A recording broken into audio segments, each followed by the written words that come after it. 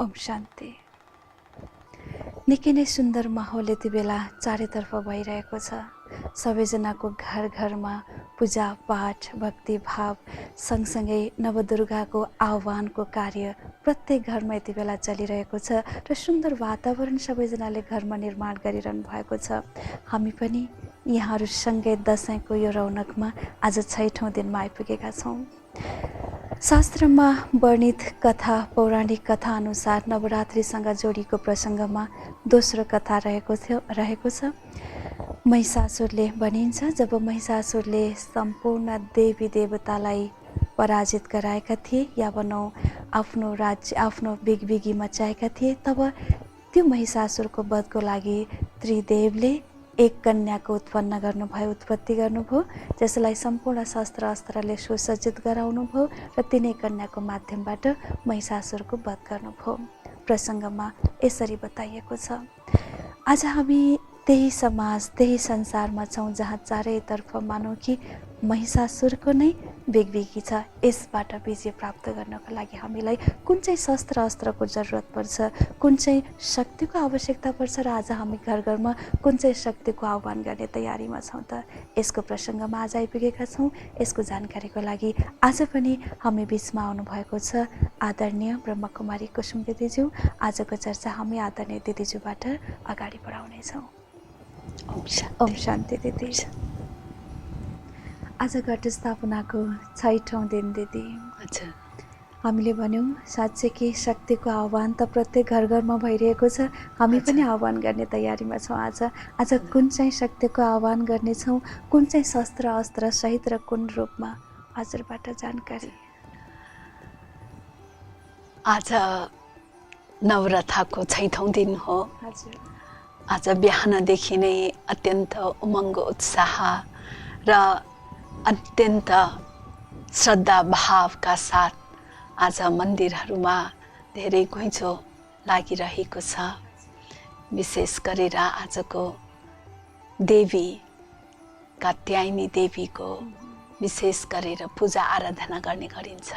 आजको शक्तिको नाम हो कात्यायनी। वास्तवमा यो जुन नवरथा छ यसमा श्री लक्ष्मी, श्री दुर्गा र श्री सरस्वती सरस्वती यिनै तीन देवीहरूको नै भिन्न भिन्न रूपमा प्रत्येक दिन यसरी मनाउने रहेछ।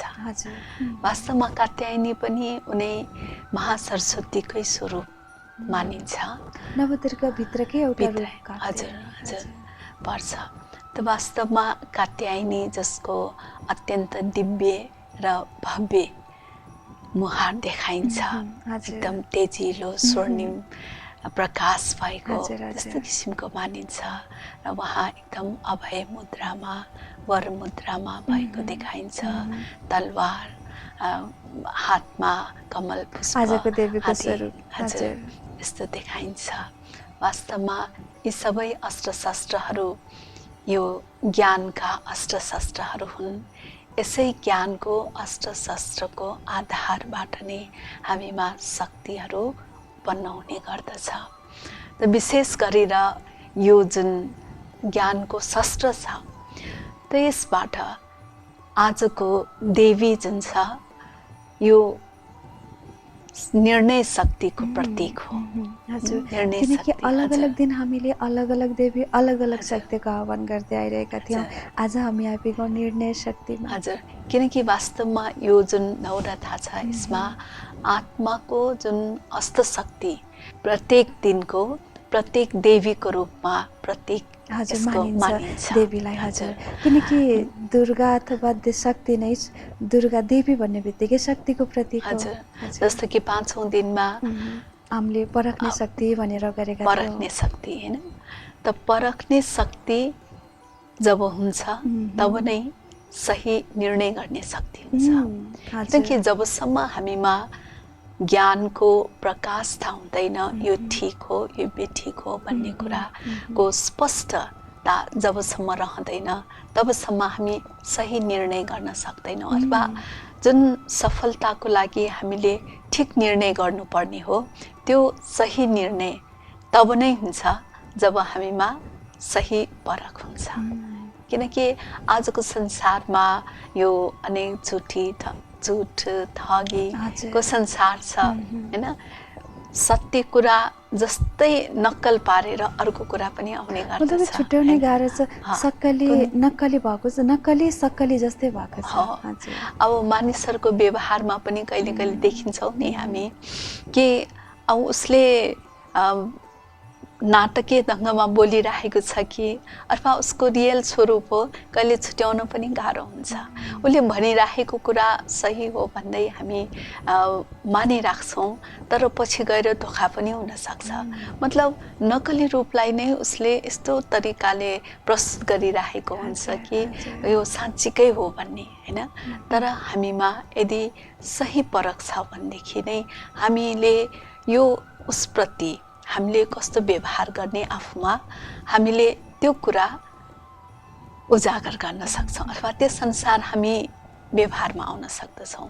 यो होइन कि यो सही हो, यो गलत हो, अरू यसले यस्तो गर्छ, यसले उस्तो गर्छ भन्ने कुरा भन्दा पनि अब यो परिस्थितिमा मैले के गर्नुपर्छ हैन, मेरो व्यवहार अथवा मेरो जुन उसप्रतिको भावना कस्तो रहनुपर्छ भन्ने आफूमा सही परख गरेर अनि त्यस अनुसार हामीले निर्णय गरेर हामीले कार्य गर्यौँ भने तब हामीले सफलता प्राप्त गर्न सक्ने रहेछौँ हैन। त्यसैले हामी जीवनमा सफलता प्राप्त गर्नको लागि निर्णय शक्तिको पनि धेरै ठुलो भूमिका रहेको हुन्छ र यही शक्तिलाई हामीले उजागर गर्नको लागि आह्वान हामीले गर्ने गर्दछौँ र यसरी हामीले यो आह्वान गर्नको लागि हामीमा परमात्म शक्तिको पनि आवश्यकता पर्दछ।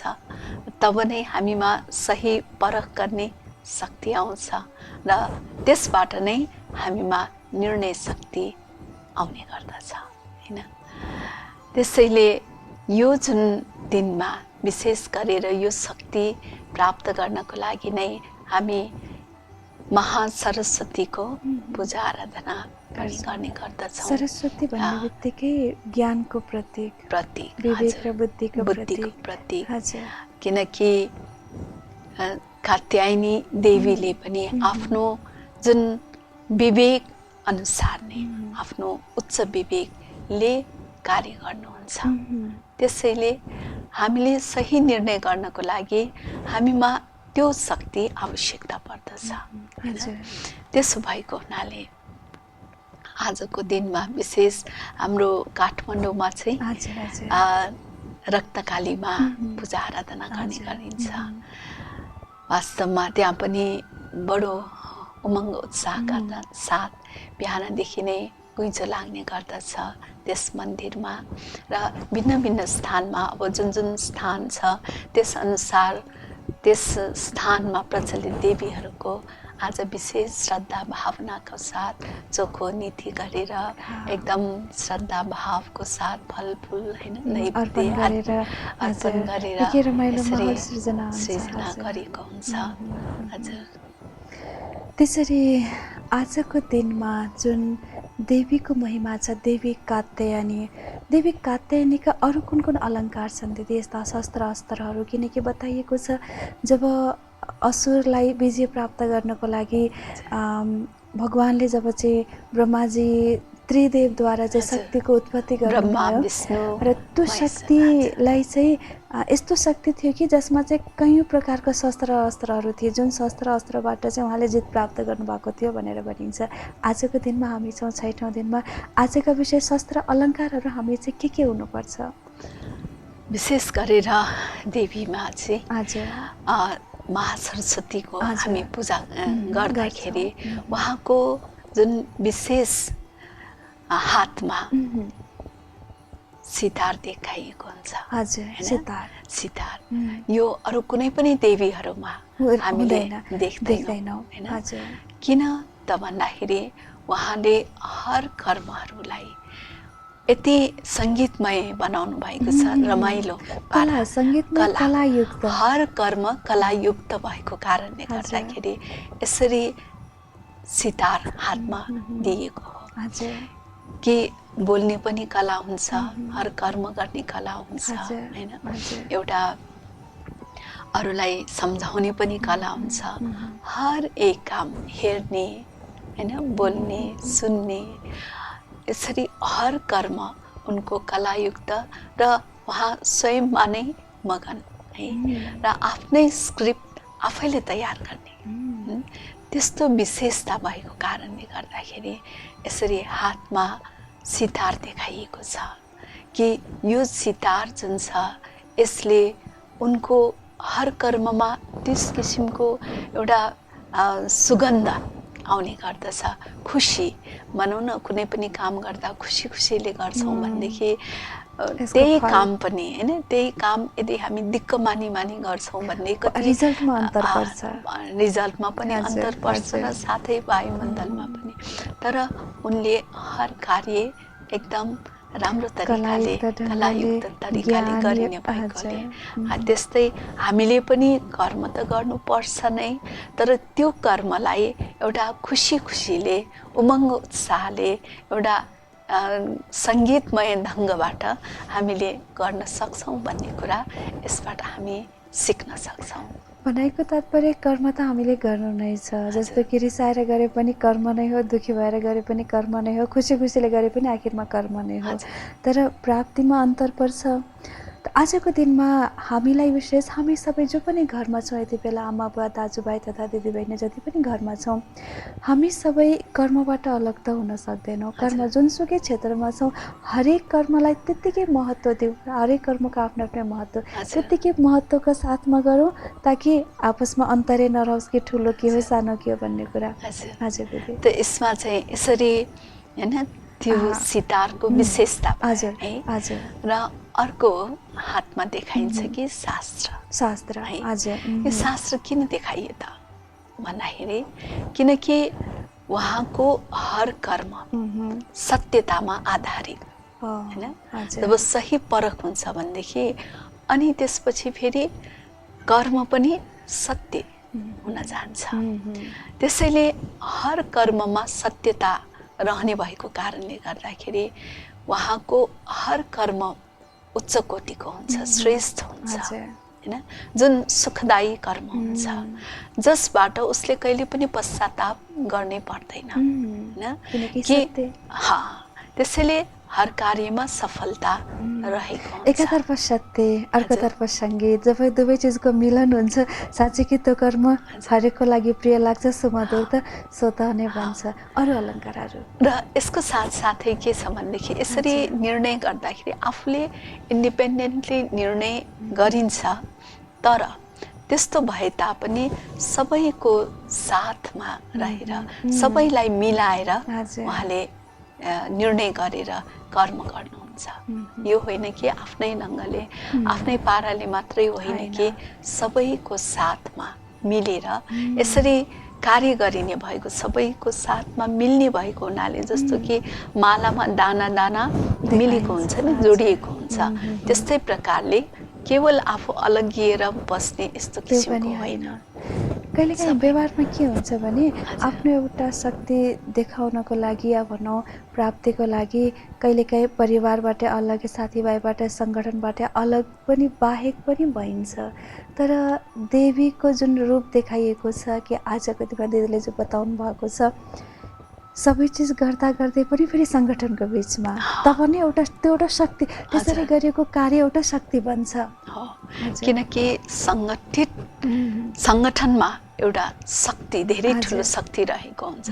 जबकि एक्लै एक्लै गरिन्छ भनेदेखि त्यसमा त्यति शक्ति हुँदैन, तर सबै मिलेर जब गरिन्छ भनेदेखि, सबैको साथ जब हुन्छ भनेदेखि अनि त्यसमा धेरै ठुलो शक्ति सृजना हुने गर्दछ र जसले गर्दाखेरि महान कार्यहरू सहज रूपमा गर्न सकिने हुन्छ।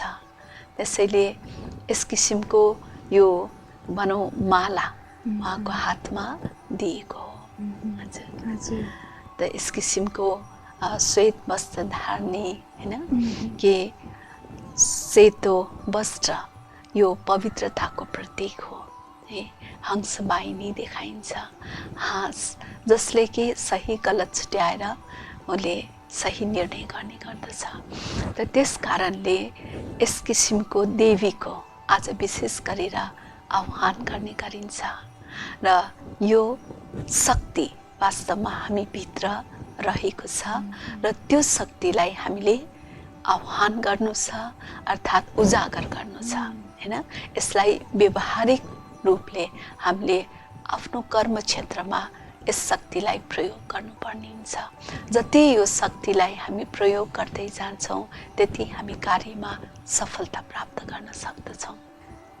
जस्तो कि कहिलेकाहीँ सफल हुने नाउँमा या भनौँ प्राप्ति हुने नाउँमा व्यक्तिले आफ्नो एउटा जुन भएको एउटा पृष्ठभूमि छ, परिवारको पृष्ठभूमि, यी सबै चिजलाई अलग्गिएर सबैबाट टाढिएर पनि पाउन खोजिराखेको हुन्छ दिदी। त यसमा हजुरले जुन बताउनु भयो कि जुन देवीको हातमा देखाइन्छ माला, यो भनेको एउटा सङ्गठनको यादगार हो, सफलता पनि र सङ्गठन पनि। कहिलेकाहीँ दुई चिज आपसमा अलग अलग होइनन् र मुस्किल लाग्छ नि त व्यक्तिलाई, मुस्किल लाग्छ तब एकान्तमा जाने, जङ्गलमा जाने, तपस्या गर्ने, यी विधिलाई व्यक्तिले अप्नाएपछि सफलता प्राप्त गर्छ। सफल भइसकेपछि फेरि पनि अहिले पनि शक्तिको आह्वान गर्न त हामी छोडेका छैनौँ। त्यसैले हजुर यी दुई चिजको अलिकति अन्तर। एकातिर एक्लोपन हैन, अर्कोतिर सङ्गठन हैन। हुन त आज हरेक घर परिवारमा धेरै जस्तो हामी व्यवहारमा देख्छौँ कि अलग अलग परिवार हैन, टुक्रिएको परिवार छ।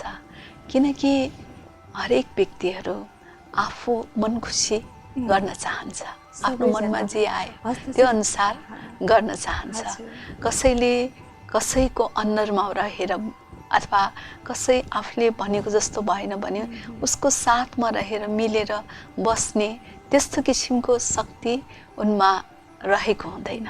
भन्नाले त्यो शक्ति त वास्तवमा छ, तर त्यो शक्ति ममा छैन, म चाहदिनँ, मतलब त्यो चाहना नै राख्दैन मिलेर रहने। त्यसैले भनिन्छ नि कि हरेक घरमा हरेक व्यक्ति त राजा छ हैन, किनकि आफू मन खुसी जे पनि गर्न पाइरहेको हुन्छ। तर वास्तवमा बहादुरी त्यति बेला हुन्छ जबकि ऊ मैदानमा आएर अथवा सबैको बीचमा रहेर उसले राम्रो तरिकाले कार्य गरोस् हैन। त्यसको लागि उसले अनेक क्षमा पनि गर्नुपर्ने हुन्छ, अनेक प्रति उसले एउटा निस्वार्थ भावले दातापन राखेर दाताको भावनाले उसले अरूलाई एउटा शुभ भावना, शुभकामना, एउटा स्वच्छ उसप्रति एउटा स्नेह, प्यार, सहयोग हरेक कुराहरू दिइराख्नु पर्ने हुन्छ हैन। तर त्यो दिने कुरामा ऊ कतिसम्म सक्षम छ त हैन, त्यसमा त्यो सङ्गठनको शक्ति निर्भर रहन्छ हैन। कसैले भन्यो हैन, केही कुरा उसले मन नपर्ने कुरा, उसलाई मन नपर्ने कुरा कसैले भनिदियो, अब उसलाई तुरन्त रिस पनि उठ्न सक्छ, आवेश पनि आउन सक्छ। उसले एक शब्दको ठाउँमा 10 शब्द पनि बोलिदिन सक्छ र कलह क्लेश जब उत्पन्न हुन्छ भने फेरि कार्य सफलता कसरी हुन्छ, पटक्क हुन सक्दैन। त्यसैले उसले सङ्गठन छोडिदिन्छ, परिवार छोडिदिन्छ। त्यसैले अब त्यस्तो बेलामा उसले चाहिँ सहन गर्नु पर्यो।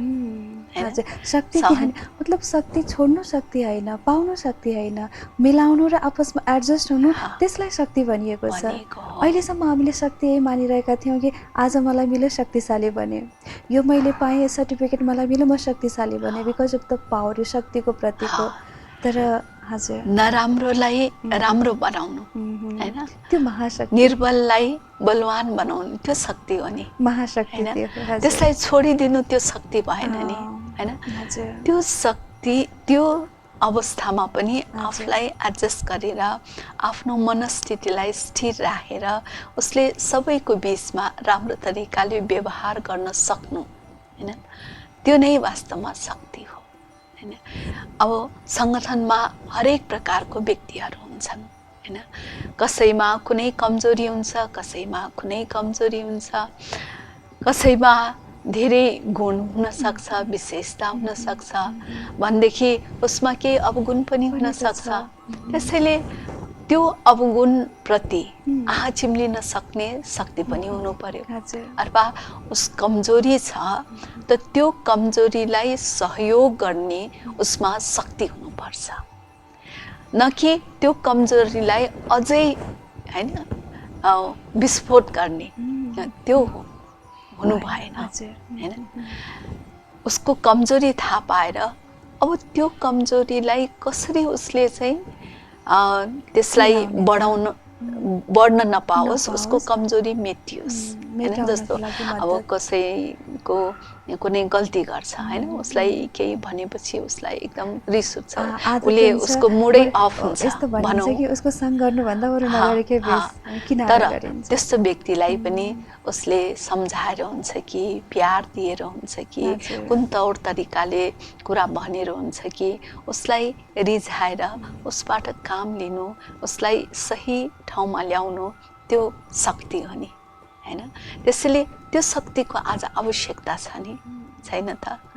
आज घर परिवारमा हामी देख्छौँ कि आफूले भनेको जस्तो अलिकति भएन भने या त घर छोडेर जाने अथवा या त उसले त्यो परिवारै छोडिदिने अथवा बोल्दै नपरे बस्ने हैन। यस्तो किसिमको व्यवहारहरू हामी देखिरहेका हुन्छौँ। त्यसैले त्यस्तो होइन कि हामीले त्यसलाई एडजस्ट गर्न सक्नुपर्छ हैन। अथवा मैले त्यो व्यवहारमा कस्तो किसिमको व्यवहार गर्नुपर्छ भन्ने कुराको सही निर्णय हैन, सही परख भएर अनि सही निर्णय हुनु जरुरी छ हैन। तब नै आज व्यक्तिले निर्णय यो गरिदिन्छ कि बस्नुभन्दा नबस्नु ठिक बरु हैन, उसको सँगमा बस्नुभन्दा बरु आफूलाई अलग ल्याउनु ठिक, त्यतातर्फ पुगेको हुन्छ। हजुर, त निर्णय त हो तर सही निर्णय भएन। सही निर्णय भएन। हजुर, त्यो निर्णय जुन निर्णयले हाम्रो दिव्यता बढोस्, हाम्रो आत्मिक शक्ति बढोस्, कि हाम्रो आत्मिक शक्ति सत्यता, प्रेम, खुसी हैन र यस किसिमको सुख आनन्द यो जुन पवित्रता यस्तो बढाउने जुन कार्यको लागि निर्णय गरिन्छ भनेदेखि त्यो निर्णय सही हुन्छ। र आजसम्म हामीले जुन गर्दै आएको निर्णय थियो कि किनारा गर्नु बरु सँगलाई नै छोडिदिनु, केही समयसम्म हल्का त हुन्छ तर अनुभवमा गहिरिएर जाने हो भने पछि स्वयंलाई पनि शान्ति मिल्दैन, खुसी हुँदैन भने जसलाई हामीले छोडेर गएका छौँ त्यहाँ पनि एक प्रकारको चाहिँ दुःखको वातावरण हुन्छ एकदमै दुवैतर्फको माहौल, यसले हाम्रो शक्तिलाई झन्झन घटाइरहेको नष्ट गरिदिन्छ। हजुर, स्वयं पनि दुखी र अन्य आत्मालाई पनि एउटा दुःखको वायुमण्डल बनाउनु, पछाडि त पछुतो नै हुन्छ सबैलाई, पश्चाताप हुन्छ। त्यसैले त्यस्तो किसिमको माहौल बनाउने हाम्रो लक्ष्य उद्देश्य त पक्कै पनि होइन हैन, कि सुख शान्ति आनन्द खुसीले भरपूर होस् हैन, ताकि सबैको मनस्थिति उच्च होस् भन्ने त्यो हाम्रो लक्ष्य हो नि। यस्तो हुन्छ कि स्वतः नै सबैसँग भयो भने यस्तो लाग्छ कि आफूसँग नै छ, सबैजना खुसी भयो भने स्वयंलाई स्वतः नै खुसी मिल्छ। हजुर, किनकि दिनु नै लिनु हो नि हैन, जे दिन्छ त्यो नै आफूले प्राप्त गर्दछ। त्यसैले हामीले अरूलाई स्नेह प्यार दिनु, अरूलाई खुसी दिनु हैन, अरूलाई बल प्रदान गर्नु, त्यो नै हामीले स्वयं आफूले प्राप्त गर्नु हो। यसरी हामीमा चाहिँ शक्ति बढ्न जान्छ। हजुर, निकै नै सुन्दर प्रसङ्ग आदरणीय दिदीजीले आज उठाउनु भएको छ। एकातर्फ सङ्गीतको धुन, अर्कोतर्फ शास्त्र, अर्कोतर्फ माला, यी सबै चिजको संयोजन सही तरिकाले हाम्रो जीवनमा भयो भने साँच्चीकै त्यो एउटा शक्ति बन्छ। त्यही शक्तिको आह्वानको तयारीमा आज पनि हामी छौँ। अब यो शक्तिलाई हामीले कसरी बढाउन सक्छौँ अझै बाँकी चर्चा दिदी। जति जति सत्यताको शक्ति हुन्छ त्यो सत्यताको शक्ति तब नै हामी प्राप्त गर्न सक्दछौँ जब हामीमा सही ज्ञान हुन्छ। त्यो सही ज्ञान हामी ज्ञान सागरबाट प्राप्त गर्दछौँ। वास्तवमा ज्ञान सागर परमात्मा भगवान हुनुहुन्छ र उहाँले नै हामीलाई सही सत्य ज्ञान दिनुहुन्छ। त्यसले गर्दाखेरि नै हामीमा एउटा सत्यताको बल शक्ति प्राप्त हुन्छ, जसले गर्दाखेरि नै हामी सही निर्णय गरेर सही कार्य गर्न सक्दछौँ। किनकि जबसम्म हामी सत्यता के हो भन्ने कुरा नै थाहा हुँदैन हैन, तबसम्म हामीले गरेका हर कर्म गलत हुन जान्छ। त वास्तवमा यो आध्यात्मिक सत्यताको ज्ञान केवल परमात्माले नै दिनुहुन्छ। आज हरेक शक्तिको पछाडि शिवको नाम रहेको हुन्छ। किन कि आज प्रत्येक देवीहरूले जुन शक्ति आर्जन गर्नुभएको छ, त्यो कहाँबाट आर्जन गर्नुभएको हो त? वास्तवमा उनै शिव परमात्माबाट हो। यसैले शिव परमात्माद्वारा प्राप्त जुन ज्ञान छ, त्यो ज्ञानको आधारबाट आफूमा गुणहरू भरेर त्यो शक्ति उजागर गर्नु भएर हर आसुरी शक्तिहरू अथवा नराम्रो अवगुणहरूमाथि विजय प्राप्त गर्नुभएको कारणले गर्दाखेरि नै यसरी देवीको पूजा आराधना गरिएको हो हैन। त्यसैले हामी भित्र रहेका जुन नराम्रो जुन दोधारेपन हैन, अथवा कसैप्रति पनि एउटा शङ्कालु भावना राख्नु, अथवा हामीमा जो पनि अवगुणहरू छन् हैन, त्यो अवगुण नै वास्तवमा आसुरी शक्तिको प्रतीक हो हैन। त्यसलाई नष्ट गर्नको लागि नै हामीलाई सही सत्यताको ज्ञानको आवश्यकता पर्दछ हैन, र त्यसबाट नै हामी सही निर्णयमा पुग्न सक्ने हुन्छौँ। त्यसैले यो जुन हामी नवरथामा यस प्रकारले यो शक्तिहरू आफूभित्र भएको शक्तिहरूलाई आह्वान गरेर हामीले त्यसलाई कर्म व्यवहारमा ल्याएपछि मात्रै हामी चाहिँ वास्तवमा आफ्नो स्वरूपलाई देव स्वरूप बनाउन सक्दछौँ हैन। त्यसैले हजुर, त्यसैले अहिले यही चिजको खाँचो परेको छ वर्तमान समयमा, र परमात्मा पिताले पनि हामी सबैलाई यही सन्देश दिनुभएको छ कि त्यो हामीभित्र रहेको त्यो शक्तिहरूलाई अब प्रत्यक्ष कार्यमा ल्याऊ। त्यसको लागि हामीले आफ्नो श्रेष्ठ स्मृतिमा रहनु आवश्यक छ कि वास्तवमा मेरो सत्य स्वरूप के हो भन्ने कुरा हैन। हामीले जब बार बार आफूलाई यसरी म देव स्वरूप थिएँ, कुनै समयमा यस प्रकारले कर्तव्य गर्नुभएको थियो र त्यसैको वर्णन हुँदै हुँदै हुँदै आयो हैन, र हामीले त्यो वर्णन बाह्य रूपमा मात्रै सीमित राख्यौँ हैन। यो कुनै कसैको कहानी हो अथवा सीमित राख्यौँ। त्यसैले हजुर, अब त्यसो भएको हुनाले अब हामीले स्वयंभित्र हेरेर स्वयंमा त्यो शक्ति उजागर गर्नको लागि हामीले उनै परमात्मा भगवान पिताको, शिव परमात्माको यादमा रहेर त्यो शक्तिहरूलाई हामीले जागृत गर्नु छ। यो अभ्यास हामीले गर्नु अति आवश्यक छ। यो अभ्यास हामीलाई गर्नु नित्य दिन नै जरुरी छ यो। हजुर, किनकि हामीले जब भोजन गर्छौँ भनेदेखि त्यसले केही समयसम्म काम गर्छ। त्यस्तै प्रकारले हामीले यो याद, यो स्मृतिमा रहने अभ्यास हामीले आज त गऱ्यौँ हैन, आज गऱ्यौँ त केही समय त्यसले काम गर्यो, तर कर्म व्यवहारमा आएपछि हामीले त्यो कुरा बिर्सिन्छौँ हैन, बिर्सिन्छौँ अथवा त्यसलाई हामीले प्रयोग गर्न सक्दैनौँ। कहिले कहिले थाहा पाएर पनि जुन हामी भित्र रहेको आसुरी स्वभाव संस्कार छ त्यो यति बलवान भइदिन्छ कि त्यसले त्यो सब कुरा थाहा भएर पनि हामीले गर्न सकिरहेको थियो, त्यही तरिकाले नै आउँछ। त्यसैले त्यसलाई हामीले निरन्तर सही समयमा सही रीतिले कार्यमा ल्याउनको लागि निरन्तर हामी अभ्यास अथवा परमात्माको यादमा रहनु आवश्यक छ। तब नै हामीमा त्यो चाहिँ शक्ति सही तरिकाले हामीले प्रयोग गर्ने क्षमता उत्पन्न हुने गर्दछ। कहिलेकाहीँ थाहा पाएर पनि सत्यलाई प्रयोगमा ल्याउन सक्दैनौँ, जानेर पनि हामीले सकेको कार्य चाहेको कार्य गर्न सकिरहेका हुँदैनौँ। यसको अर्थात् यसको मतलब हो कि हामीमा त्यसलाई प्रयोग गर्ने क्षमता शक्ति थिएन। अब त्यसलाई कर्म व्यवहारमा ल्याउनको लागि बारम्बार अभ्यासको आवश्यकता पर्छ।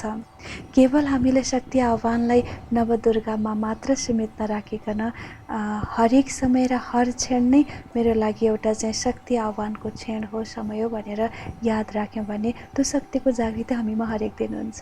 हजुर, त्यसैले हामी जुन बाह्य वातावरण अहिले एकदम एक किसिमको तमो प्रधान अवस्था रहेको छ, दुःख शान्तिले भरिएको र कमजोर, त्यो वातावरणले पनि हामीमा त्यस किसिमको प्रभाव पार्ने हुन्छ।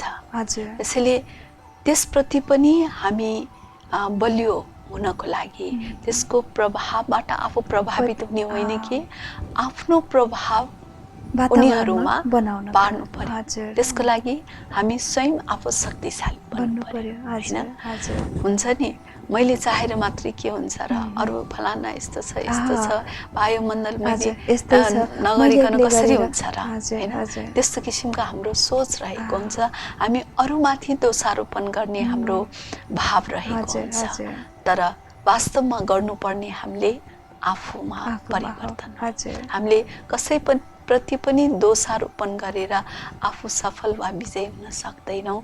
हामीले सफल हुनको लागि पहिला आफू नै जिम्मेवार हुनु जरुरी छ, अर्थात् आफूमा नै परिवर्तन ल्याउनु जरुरी छ।